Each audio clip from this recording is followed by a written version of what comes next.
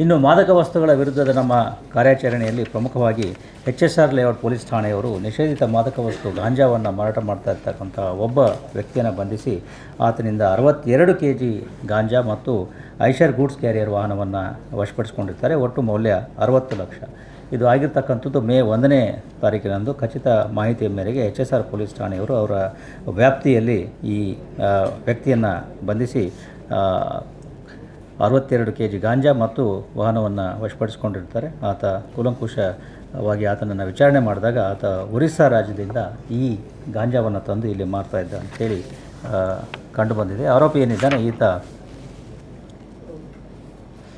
ಈತನ ಮೇಲೆ ಹಿಂದೆ 7 ಬೇರೆ ಬೇರೆ ರೀತಿಯ ಪ್ರಕರಣಗಳು, ಮಾದಕ ವಸ್ತುಗಳ ಪ್ರಕರಣ ಅಲ್ಲ, ಬೇರೆ ಕಳ್ಳತನ, ರಾಬರಿ, 307 ಈ ರೀತಿಯ ಪ್ರಕರಣಗಳು ಆತನ ಮೇಲೆ ಹಿಂದೆ ಆಗಿರ್ತಕ್ಕಂಥದ್ದು ಕಂಡುಬರ್ತದೆ.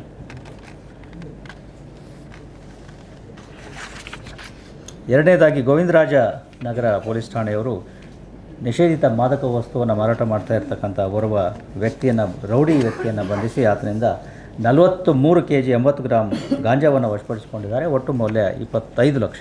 ಇದು 29/4/25ರಂದು ಗೋವಿಂದರಾಜನಗರ ಪೊಲೀಸ್ ಠಾಣೆಯವರು ಖಚಿತ ಮಾಹಿತಿಯ ಮೇರೆಗೆ ಈ ರೌಡಿ ವ್ಯಕ್ತಿಯ ಒಂದು ದಾಳಿಯನ್ನು ಮಾಡಿ ಆತನಿಂದ ಈ 43 kg 80 ಗ್ರಾಮ್ ಮಾದಕ ವಸ್ತುವಾಗಿರ್ತಕ್ಕಂಥ ಗಾಂಜಾವನ್ನು ವಶಪಡಿಸಿಕೊಂಡಿರ್ತಾರೆ. ಒಟ್ಟು ಮೌಲ್ಯ 25 ಲಕ್ಷ. ಈ ಥರ ಕೂಡ ಒರಿಸ್ಸಾ ರಾಜ್ಯದಿಂದ ಈ ಗಾಂಜಾವನ್ನು ತಂದು ಇಲ್ಲಿ ಮಾರಾಟ ಮಾಡ್ತಾ ಇದ್ದ ಅಂಥೇಳಿ ಮಾಹಿತಿಯಲ್ಲಿ ಗೊತ್ತಾಗಿದೆ. ಈತ ಕೂಡ ರೌಡಿ ವ್ಯಕ್ತಿಯಾಗಿದ್ದು ಈ ಹಿಂದೆ ಈತನ ಮೇಲೆ ಸುಮಾರು 23 ಪ್ರಕರಣಗಳು ಬನಶಂಕರಿ ಪೊಲೀಸ್ ಠಾಣೆಯಲ್ಲಿ ದಾಖಲಾಗಿದ್ದರೆ ಉಳಿದ ಕಡೆಗಳಲ್ಲಿ ಕೂಡ Basavanagudi, Konanakunte, HSR layout, KS layout, Chamarajpet, Cubbon park ಇಲ್ಲಿಯೂ ಕೂಡ ಈತನ ಮೇಲೆ ಬೇರೆ ಬೇರೆ ರೀತಿಯ ಪ್ರಕರಣಗಳು ಅಂದರೆ ಆರ್ಮ್ಸ್ ಆ್ಯಕ್ಟ್ನಲ್ಲಿ ಕೊಲೆ ಯತ್ನ ಪ್ರಕರಣ, ಹಲ್ಲೆ, ದರೋಡೆ ಈ ರೀತಿಯ ಪ್ರಕರಣಗಳು ಆತನ ಮೇಲೆ ದಾಖಲಾಗಿದೆ. ಇದು ಮೊದಲ ಬಾರಿಗೆ ಆತ ಈ ಮಾದಕ ವಸ್ತುಗಳ ಪ್ರಕರಣದಲ್ಲಿ ಆತ ಬಂಧಿತನಾಗಿದ್ದಾನೆ.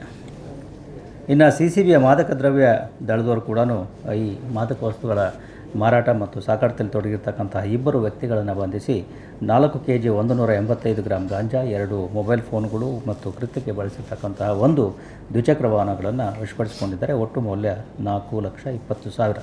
ಇದು ಆಗಿರ್ತಕ್ಕಂಥದ್ದು ಬೈಯಪ್ಪನಹಳ್ಳಿ ಪೊಲೀಸ್ ಠಾಣೆ ವ್ಯಾಪ್ತಿಯಲ್ಲಿ ದಿನಾಂಕ 2/5/25ರಂದು. ಖಚಿತ ಮಾಹಿತಿ ಮೇರೆಗೆ ಈ CCB ಪೊಲೀಸ್ನವರು ಮಾದಕ ದ್ರವ್ಯ ನಿಗ್ರಹ ದಳದ ಪೊಲೀಸರು ಈ ಕಾರ್ಯಾಚರಣೆಯನ್ನು ಮಾಡಿರ್ತಾರೆ. ಇದರಲ್ಲಿರ್ತಕ್ಕಂತಹ ಆರೋಪಿಗಳು ಅದರಲ್ಲಿ ಒಬ್ಬನ ಮೇಲೆ ಈ ಹಿಂದೆಯೂ ಕೂಡ ಈ ರೀತಿಯ ಮಾದಕ ವಸ್ತುಗಳ ಮಾರಾಟದ ಬಗ್ಗೆ ಪ್ರಕರಣಗಳು ಇರ್ತಕ್ಕಂಥದ್ದು ಕಂಡುಬರುತ್ತದೆ. ಒಟ್ಟು 2 ಆರೋಪಿಗಳಾಗಿದ್ದು 2 ಕೂಡ ಬೆಂಗಳೂರು ನಗರದವರೇ ಆಗಿದ್ದಾರೆ, ನ್ಯೂ ತಿಪ್ಸಂದ್ರ ಏರಿಯಾದವರಾಗಿರ್ತಾರೆ.